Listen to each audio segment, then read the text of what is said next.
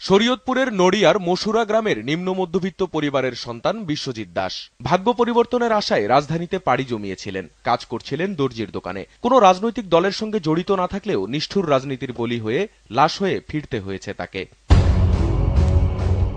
রোববার 18 দলের অবরোধে দোকানে যাওয়ার সময় বাহাদুর শাহ পার্কের কাছে ছাত্রলীগ আর বিএনপিপন্থী আইনজীবীদের পাল্টাপাল্টি ধাওয়ার মধ্যে পড়ে যান বিশ্বজিৎ। জামাত বা বিএনপির কর্মী সন্দেহে তাকে অমানবিকভাবে পিটিয়ে হত্যা করে জগন্নাথ বিশ্ববিদ্যালয় ও কবি নজরুল সরকারি কলেজ শাখা ছাত্রলীগের কর্মীরা। বিশ্বজিৎকে হত্যার সঙ্গে অগ্রণী ভূমিকায় ছিলেন নূরে আলম লিমন, জগন্নাথের রাষ্ট্রবিজ্ঞান বিভাগের প্রথম ব্যাচের ছাত্র। ক্যাম্পাসের আশপাশে চাঁদাবাজি, ছিনতাইসহ নানা অপরাধে তার জড়িত থাকার অভিযোগ আছে। রফিকুল ইসলাম শাকিল ইসলামের ইতিহাসের ছাত্র। অভিযোগ আছে ছাত্রলীগের উপনাট্য সম্পাদক বাবরের ক্যাডার সে। তার বড় ভাই আবার পটুয়াখালী জেলা ছাত্রদলের শীর্ষ নেতা। মাহফুজুর রহমান নাহিদ বাংলা বিভাগের ছাত্র। তার বিরুদ্ধে সূত্রাপুর ও কোতোয়ালি থানায় একাধিক মামলা আছে। 6 মাস আগে ছাত্রলীগ থেকে বহিষ্কৃত হলেও শাখা ছাত্রলীগের সভাপতি শরীফুল ইসলামের আস্থাভাজন কর্মী সে। দর্শনের ছাত্র ইমদাদুল হক ক্যাম্পাস ও আশপাশের এলাকায় বিভিন্ন সন্ত্রাসী কর্মকাণ্ডে জড়িত বলে অভিযোগ আছে। সেও বাবরের ক্যাডার বলে পরিচিত। বিশ্বজিৎকে হত্যায় সক্রিয় অংশগ্রহণটা তারও আছে। ওবায়দুল কাদের তাহসিন মনোবিজ্ঞানের 2য় বর্ষের ছাত্র। বিশ্বজিৎকে হত্যায় সরাসরি জড়িত সেও। ছাত্রলীগ পরিচয়ে সন্ত্রাসী কর্মকাণ্ড করে আসলেও তার বড় ভাই শিবিরের রাজশাহী বিশ্ববিদ্যালয়ের একটি হলের সভাপতি।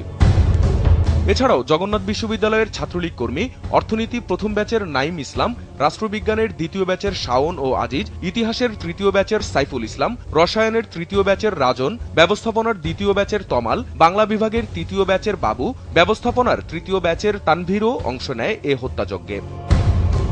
হত্যার দিন মাত্র 10 থেকে 15 গজ দূরেই অবস্থান ছিল পুলিশের। দাঁড়িয়ে নির্মম এ হত্যাকাণ্ড দেখেছেন লালবাগ জোনের উপকমিশনার হারুনুর রশিদের নেতৃত্বে অন্তত 30 থেকে 40 জন পুলিশ সদস্য। ঘটনার দিনই সংবাদ মাধ্যমে হত্যার ছবি এমনকি ভিডিও ফুটেজ প্রচার করা হলেও সূত্রাপুর থানায় অজ্ঞাত 25 জনকে আসামি করে মামলা করে পুলিশ, যাদের মধ্যে চিহ্নিত সেই খুনিদের নামই নেই। উল্টো ঘটনার পরই খুনিরা জগন্নাথ বিশ্ববিদ্যালয় ছাত্রলীগের সভাপতি শরীফের জন্মদিনে নেচে গেয়ে আনন্দ করেছেন বলে জানা গেছে, অথচ পুলিশ তাদের খুঁজেও পাচ্ছে না। এমন অবস্থায় স্বরাষ্ট্রমন্ত্রী দাবি করেছেন বিশ্বজিৎ হত্যার সঙ্গে জড়িত 8 জনকে গ্রেপ্তার করা হয়েছে। যে 8 জনকে গ্রেপ্তার করা হয়েছে এবং আরো কয়েকজনকে যে গ্রেপ্তার করা হবে, আজকেই গ্রেপ্তার করা হবে, তাদের সকলের পরিচিতি আমরা জেনেছি। এরা কেউ বাংলাদেশ ছাত্রলীগের সক্রিয় সদস্য নয়, বাংলাদেশের ছাত্রলীগের সঙ্গে জড়িত নয়। যদিও পুলিশ বলেছে 6 জনকে শনাক্ত করা গেলেও গ্রেপ্তার করা হয়নি এখনো। আর বিশ্বজিৎ হত্যার ঘটনাটিকে একটি নিছক বিচ্ছিন্ন ঘটনা হিসেবেই দেখছেন আইন প্রতিমন্ত্রী। বিশ্বজিতের যে ঘটনা সেটা একটা বিচ্ছিন্ন ঘটনা। অন্যদিকে বিশ্বজিৎ হত্যার সঙ্গে জড়িত 5 জনকে 24 ঘন্টার মধ্যে গ্রেপ্তারের নির্দেশ দিয়েছে হাইকোর্ট। একটি রিট আবেদনের পরিপ্রেক্ষিতে হাইকোর্টের আদেশে বিশ্বজিতের পরিবারকে কেন ক্ষতিপূরণ দেওয়া হবে না তাও জানতে চেয়েছে হাইকোর্ট। অবিলম্বে